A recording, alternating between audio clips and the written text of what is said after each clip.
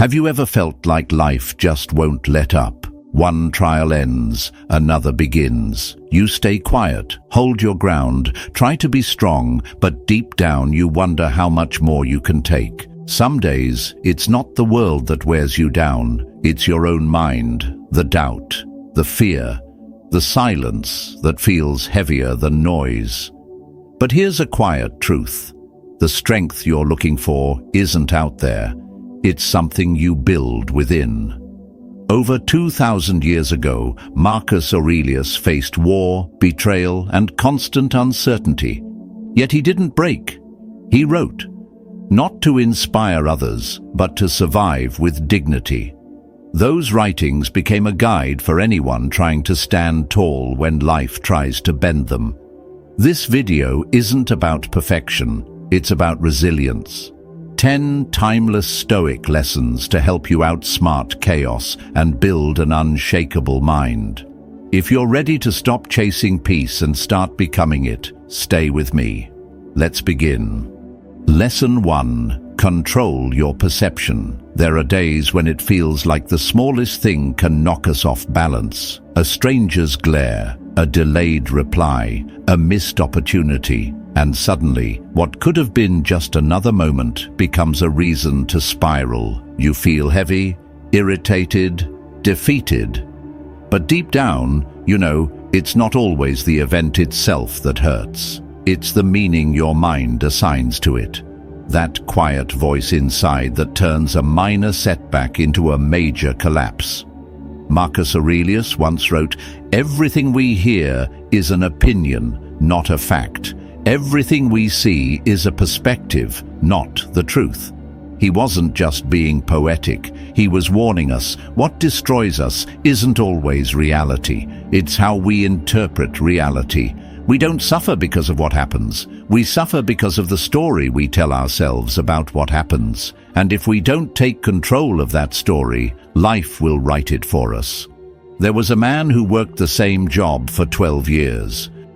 One afternoon, without warning, he was let go. As he carried a small box of belongings out of the office, he wasn't thinking about new beginnings. He was drowning in self-judgment. "I'm a failure," he told himself.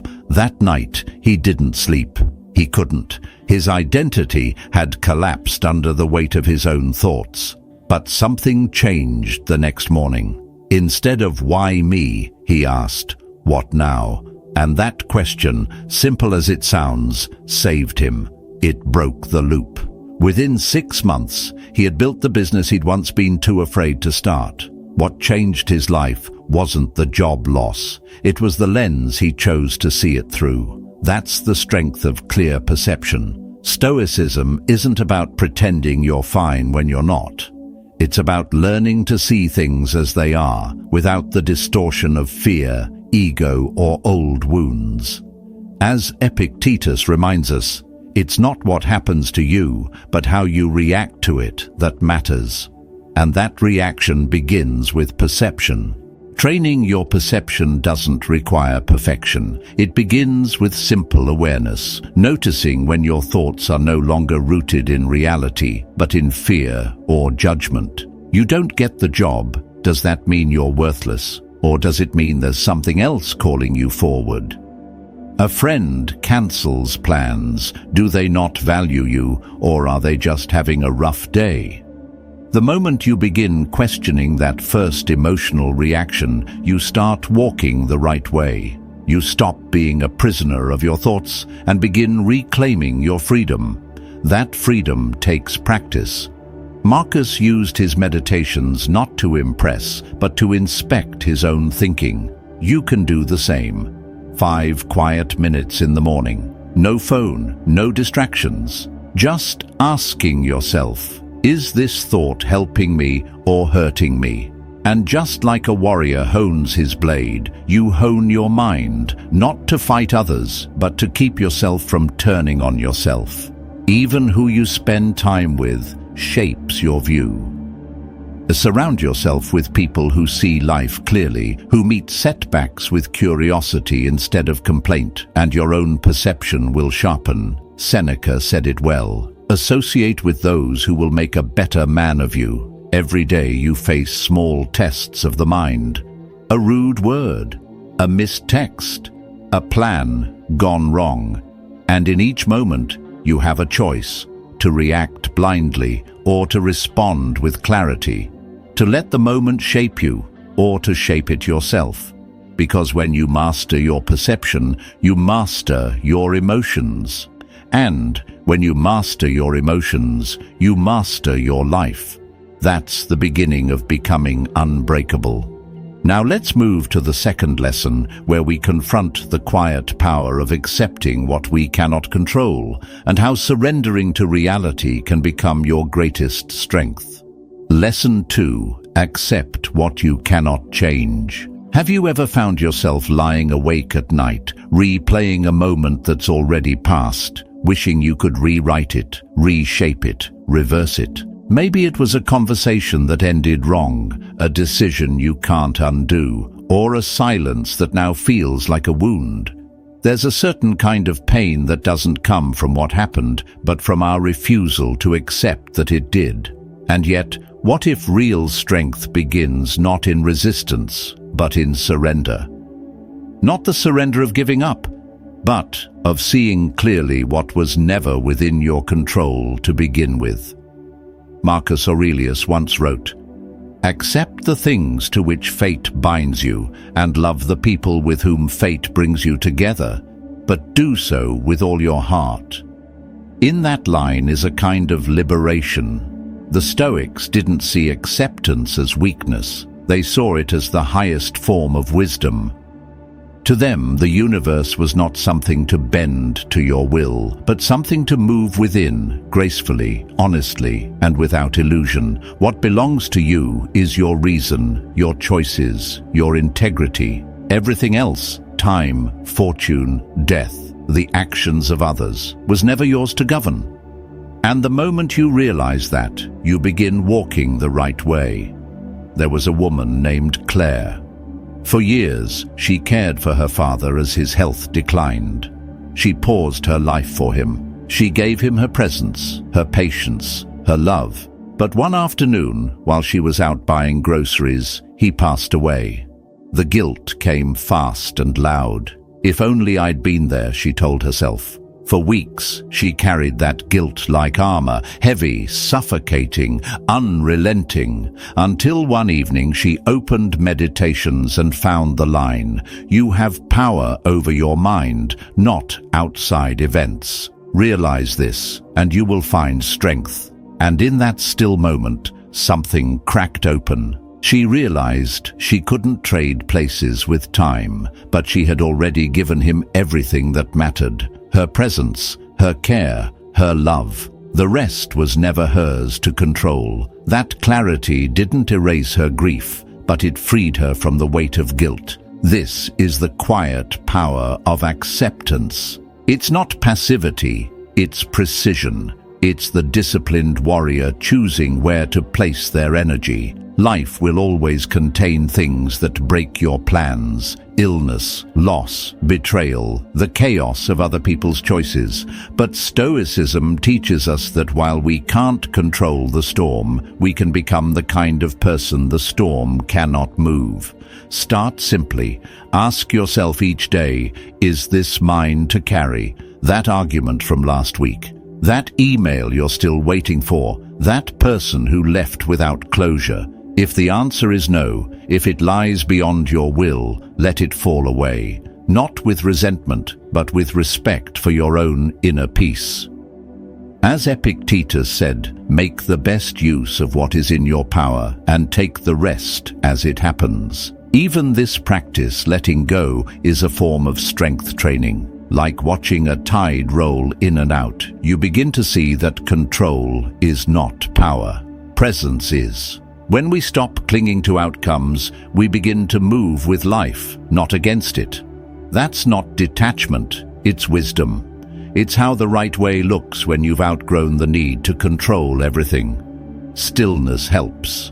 Just 10 minutes a day, sitting with your thoughts, watching them come and go like clouds. When a thought clings, regret, worry, shame, don't chase it. Observe it, name it, let it pass. In time, you'll feel your center return. You'll become less shaken, more solid, like a mountain in the wind. And here's what you'll find. The moment you stop fighting what you cannot change, you start becoming someone unshakable, someone free, because the energy you used to waste resisting life is now yours to build with, to act with, to live fully. Let this be your reminder. Acceptance is not the end. It's where the true path begins. Now, let's turn to something even more elusive. The ability to live fully in the present moment, where your real power is waiting. Lesson 3. Focus on the present moment. Have you ever reached the end of the day and realized you weren't really there for most of it? Your hands went through the motions, but your mind was somewhere else, trapped in a memory you couldn't change, or spiraling into a future that hasn't happened yet. It's a strange kind of absence, isn't it? You were alive, but not truly living. In a world designed to pull your attention in every direction, presence has become rare, and yet it holds the key to peace, clarity, and power. Marcus Aurelius, writing in the middle of war, grief, and betrayal, still came back to one essential command. Do not dwell in the past. Do not dream of the future. Concentrate the mind on the present moment. This wasn't just poetic wisdom, it was survival. Because the present is the only place you have influence, the only moment you can shape with intention, the only ground where your thoughts, choices, and character take root. There's a story about a man named Jonah. Years ago, he lost a deal that could have changed his life. And ever since, he lived in that moment. He relived it every morning, questioned every word he had spoken, and at night, he worried whether his current work would fail too. His mind was torn between regret and fear, never touching the ground beneath his feet. One afternoon, his daughter asked him to sit with her to build a Lego castle. Just 10 minutes. At first, he hesitated, but for once, he stayed. And for those 10 minutes, he wasn't lost in the past or anxious about the future. He was there, with her, with the bricks, with the quiet joy of being present. And he said later, it was the most peace he'd felt in years. That's what the right way feels like. Not escape, not denial, but rootedness. A decision to meet life where it's actually happening. Because when you live in the present, your energy stops bleeding into things you can't touch. You're no longer reacting out of habit. You're responding with clarity. Stoicism teaches us that presence isn't soft. It's discipline, it's strength. And it starts with noticing when you eat. Do you taste your food? When you walk, do you feel your steps? When someone speaks to you, do you truly listen or just wait for your turn to reply? These small shifts are not trivial. They are how a warrior sharpens his awareness, because the more present you are, the more deliberate you become, and the more deliberate you are, the less chaos can reach you. Marcus began each morning by writing to himself, not to record events, but to center his mind. You can do the same. A few minutes of silence, a few lines in a journal, not to perform, but to return. To ask, where was my attention today? Did I show up fully? Even this short ritual begins to rewire your awareness, turning autopilot into conscious living. And if your mind drifts, that's okay. Just bring it back. Each time you do, you reclaim a piece of yourself. As Seneca put it, true happiness is to enjoy the present, without anxious dependence upon the future, because happiness isn't found in someday, it's built in now. So if you've been scattered lately, haunted by what was, paralyzed by what might be, pause, breathe. Ask yourself one thing. What is mine to do right now? And whatever that answer is, do it fully, not halfway, not distracted, but with your full presence and your whole heart. This moment is your only certainty This breath, your only ground.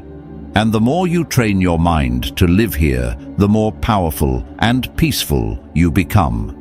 Now that we've reclaimed the present, let's look deeper into what it means to walk that path with humility, to let go of ego and live with a strength rooted in self-awareness. Lesson 4. Cultivate humility and empathy. Have you ever caught yourself judging someone only to later realize you've done something just as flawed? Maybe not in the same way, not as visible, but in thought, in weakness, in haste. And in that quiet moment of realization, the wall between you and them disappears. What's left isn't judgment, it's a mirror.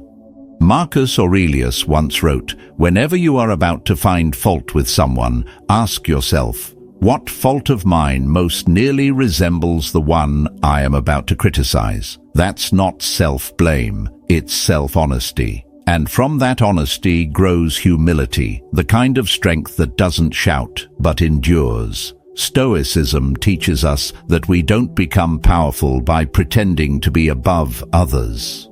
We become powerful by remembering we are part of them. We're all flawed. We're all in training. There was a man named Julian who ran a modest shop in the city. One day, a younger, louder competitor opened right across the street. Julian scoffed. "They're copying me. They won't last." But weeks later, he overheard the young man speaking to a customer. He had been homeless. The shop was his second chance. In that moment, Julian's pride dissolved. He crossed the street, not to confront, but to shake the man's hand.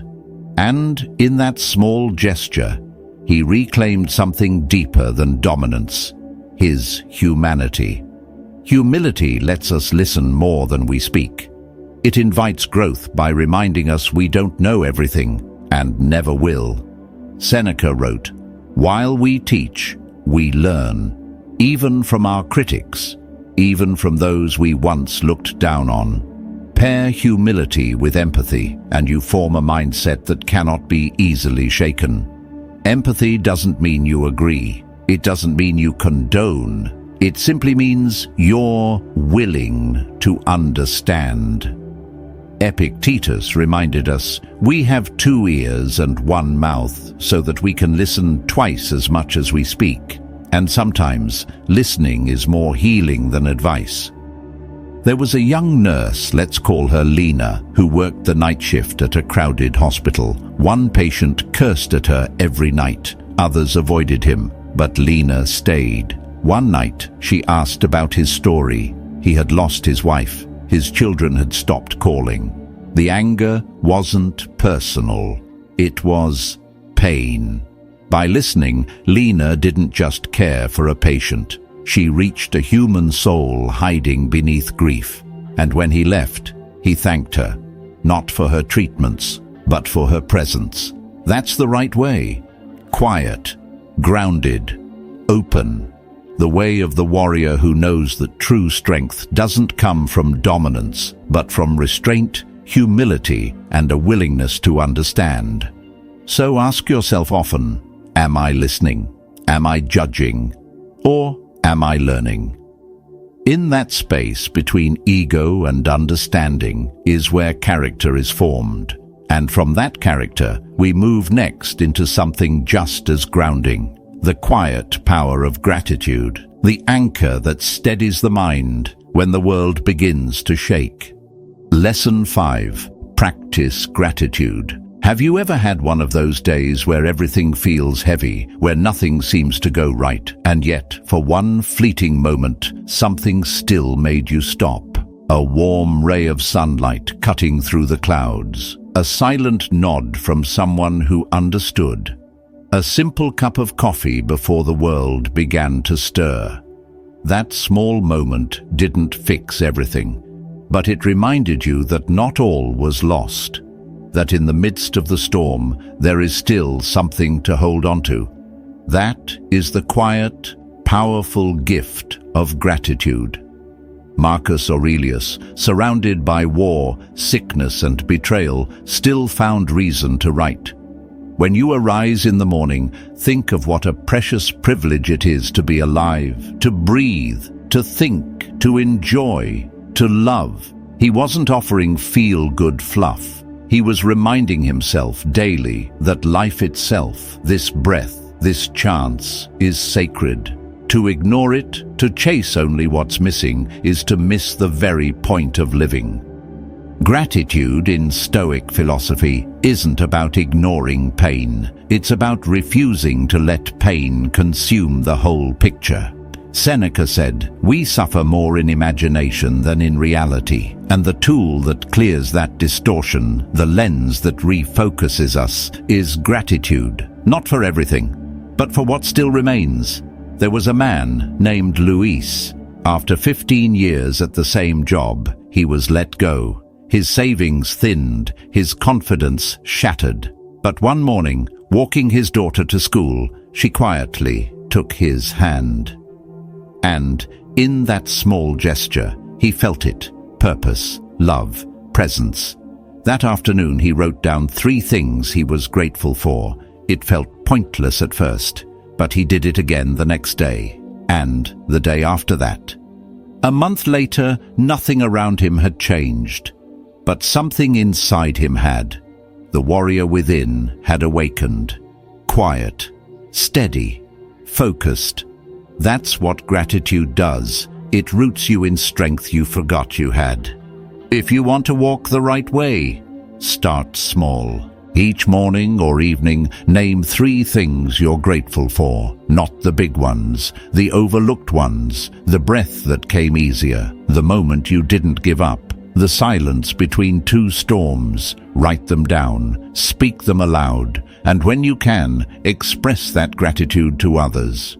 Not because you have to, but because most people never hear the thanks they deserve. Your life doesn't have to be perfect to be worth appreciating. You don't need everything to go right. You need only the eyes to see what's still here, and the heart to honor it. If this resonates with you, take a moment and type 1 word you're grateful for in the comments. Just 1. And if something in you feels aligned with this message, consider subscribing. Not out of habit, but because you know this is the right way forward. Gratitude is not soft, it's armor for the mind. And next, we'll explore how to forge that armor even stronger by learning how to transform adversity into fuel for resilience. Lesson 6. Embrace adversity as an opportunity for growth. Have you ever stood in the aftermath of something you never saw coming, a betrayal, a loss, a collapse, and thought, "I don't know how to come back from this"? The plans you trusted fell apart. The people you counted on disappeared, and suddenly life asked you a question you weren't ready to answer. Most freeze, some break. But the few who rise not by avoiding adversity, but by walking into it with eyes open. Marcus Aurelius understood this better than most. He wrote, "The impediment to action advances action. What stands in the way becomes the way." That wasn't poetic optimism, it was strategy. To the Stoic, adversity isn't an interruption of the path. It is the path. And the one who walks it willingly becomes something more than just a survivor. They become a warrior, not one who seeks battle, but one who refuses to be broken by it. There was a woman named Elise. She spent years building a non-profit, heart and soul poured into its mission. Then one day, her largest donor vanished. Half her team gone overnight. Most told her to shut it down. For a time, she nearly did. But one morning, rereading Marcus, she came across a line. "The mind adapts and converts to its own purposes the obstacle to our acting." That day, she stopped seeing the loss as a wall and began seeing it as a door. She rebuilt from the ground up. 2 years later, her organization was leaner, clearer, and more impactful than ever. She didn't succeed despite the adversity, she succeeded through it. Adversity will always knock. The question is whether you meet it with despair or discipline. Epictetus said, "Difficulties are things that show a person who they are. When things fall apart, the layers of comfort fall with them, and what's left is your core. That's your training ground. That's where the shape of your character is carved. Reframing is your first tool. The words you speak in crisis become the story you live. This is too much becomes this is where I grow. Why is this happening? Becomes what is this teaching me? The shift isn't just linguistic, it's spiritual, it's directional. It points you toward the right way, not the easy road, but the road that shapes who you're becoming. And remember, you don't have to do this alone. One honest conversation, one grounded voice, one reminder that this pain isn't the end, it's the forge. That can be enough. So the next time life hits hard, don't just ask for it to stop. Ask to be made strong enough to carry it. And know this, what's trying to break you is also trying to build you. Let it. Now, let's go deeper into the compass that holds us steady in the storm. That voice inside called reason, and why following it is the key to inner freedom. Lesson 7. Be guided by reason. Have you ever looked back at something you said or didn't say and felt that quiet sting of regret, not because the result was bad, but because deep down you knew you weren't thinking clearly? Maybe you were angry, maybe scared, maybe your pride spoke louder than your mind. And afterward, the question lingers, what if I had paused? What if I had thought it through? Marcus Aurelius once wrote, "The happiness of your life depends upon the quality of your thoughts." He wasn't talking about positive thinking, he was talking about disciplined thinking, the kind that holds steady when emotion rushes in, the kind that doesn't react to fear or rage, but responds with clarity. That is reason. And reason, to a Stoic, is the compass that turns chaos into direction. It's not the loudest voice in the room. It's the calmest one in your chest. Evan was a quiet teacher. He kept to himself, worked hard, built a reputation for integrity.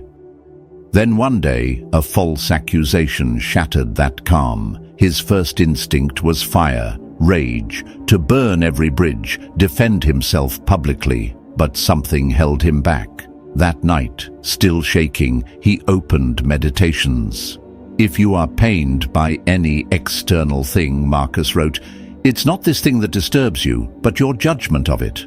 Those words disarmed him. He didn't erase the pain, but he didn't obey it either.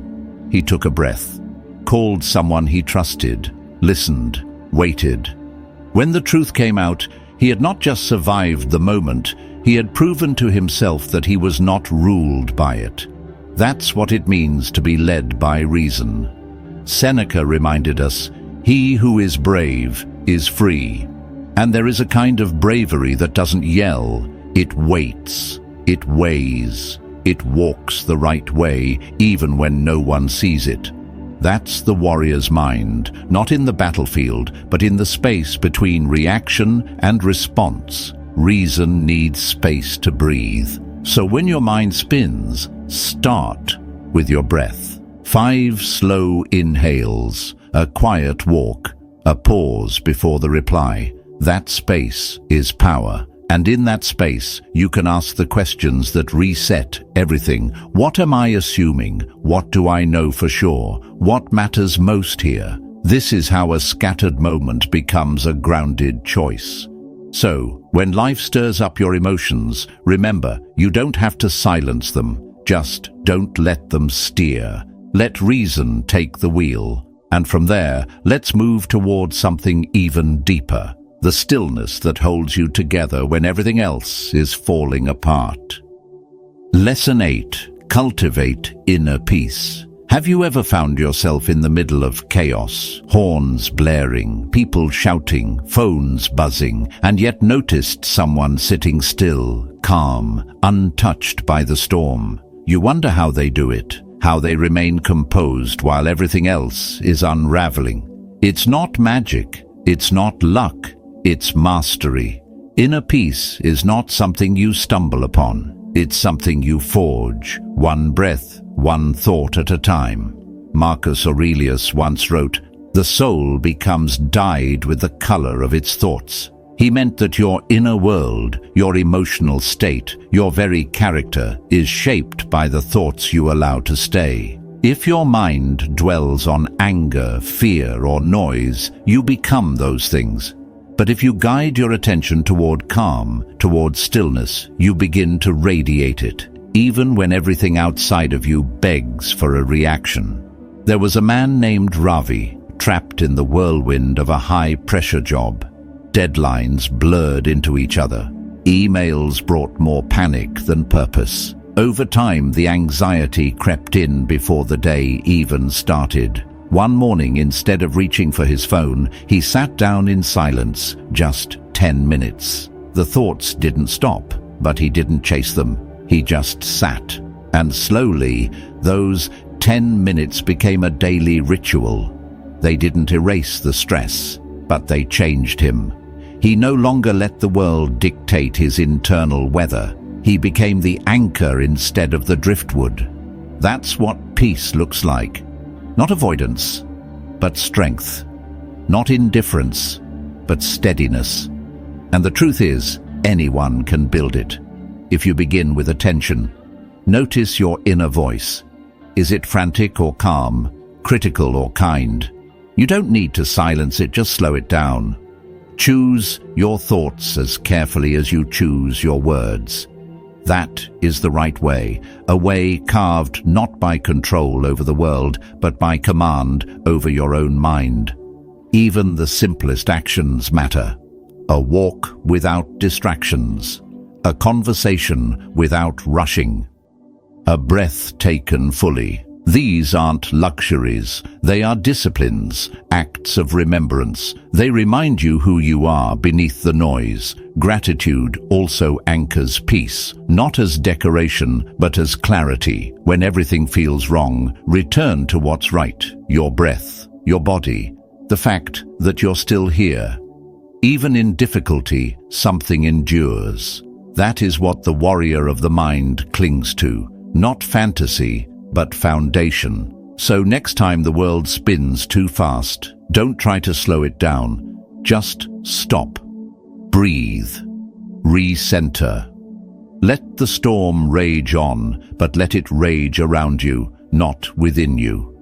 Now, having learned to hold your ground in stillness, it's time to explore how letting go, true conscious detachment, can become your path to liberation.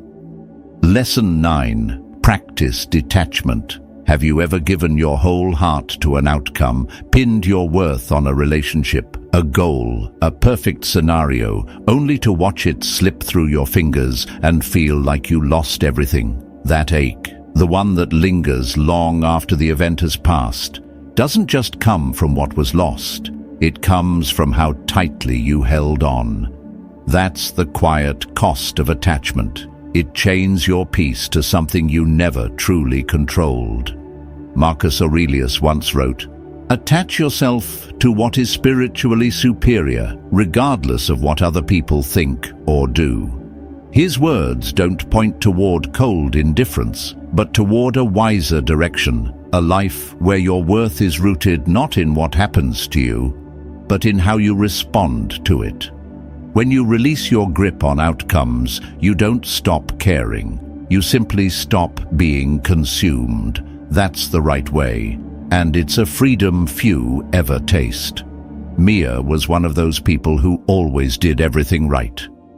She worked tirelessly for a promotion that felt like her life's affirmation, but when the moment came, it was handed to someone else. Not because they were better, but because they were louder, flashier. The rejection cracked something open in her. For days, she spiraled, convinced it was all for nothing. Until one night, she opened a dusty notebook and found a quote she had once copied from Epictetus. "Don't seek for things to happen the way you want them to. Rather, wish that what happens, happen the way it does." She didn't understand it the first time she read it, but now it landed differently. That night, she let go, not out of resignation, but from the realization that peace doesn't come from getting what you want. It comes from meeting life where it is. A month later, she took a new role on a quieter team. It lacked prestige, but gave her purpose, and purpose never needs a spotlight. Detachment doesn't mean you stop loving, hoping, or trying. It means you stop tethering your identity to what happens next. It's about asking yourself, is this mine to control, or am I placing my soul in someone else's hands? When you step back from needing, you begin to notice what's real and what's not. The Stoic warrior trains not to win every battle, but to remain unchanged when outcomes shift. Through journaling, quiet reflection, or just walking under a sky that doesn't care about your resume, you begin to find distance. Not distance from life, but from illusion, from false urgency, from the idea that your peace lives in someone else's approval. So next time the world tempts you to overreach, to hold tight, to cling, pause, exhale. Remind yourself, I can care without control. I can show up fully and still let go, because detachment isn't a retreat. It's the courage to live lightly. And now that you've loosened your grip on what you can't command, it's time to explore the one thing you can, your momentum, your capacity to keep moving forward, even when everything else says stop. Lesson 10. Keep moving forward. There are days when your spirit feels heavy, when even getting out of bed feels like lifting a mountain. You look at your life and wonder if you've fallen too far behind, if you've missed some invisible train that everyone else seems to be on. In those moments, the silence is loud, and the question whispers, should I even keep going? Marcus Aurelius once wrote, "Do not indulge in dreams of having what you have not, but reckon up the chief of the blessings you do possess." It's not just a call to gratitude, it's a reminder that the path forward begins where your feet already are. When you stop chasing what's far ahead and start acknowledging what's still in your hands, movement becomes possible again. Raphael once felt this truth in his bones. A failed business, a broken relationship, he lost what felt like everything. For weeks, he withdrew. Until one morning, he scribbled 3 words, "I'm still here." That small affirmation didn't solve anything, but it stirred something. The next day, he walked 10 minutes. Then he cleaned one corner of his room. Then he sent one email. It wasn't dramatic, but it was real. Momentum doesn't arrive, it's created. This is the essence of Stoic perseverance. Not fire and noise, but quiet repetition. Not perfection, but presence. The discipline to take the next right step, even when the future is fogged. To keep walking the right way, not because it's easy, but because turning back isn't an option anymore. When you commit to movement aligned with your values, you don't need to wait for motivation. Discipline takes over, clarity returns, and even when doubt creeps in, the warrior within reminds you, this is not where I stop. So if today feels like too much, don't aim for the summit. Just take the next step. Breathe, adjust your grip, move forward, not fast, but deliberately. Because in the end, strength isn't about how loud you roar. It's about how long you stay standing when the crowd disappears. And when you keep moving, even through the dark, you stop studying Stoicism and start becoming it. And if you're on a journey to build an unbreakable mind, consider subscribing so you never walk this path alone.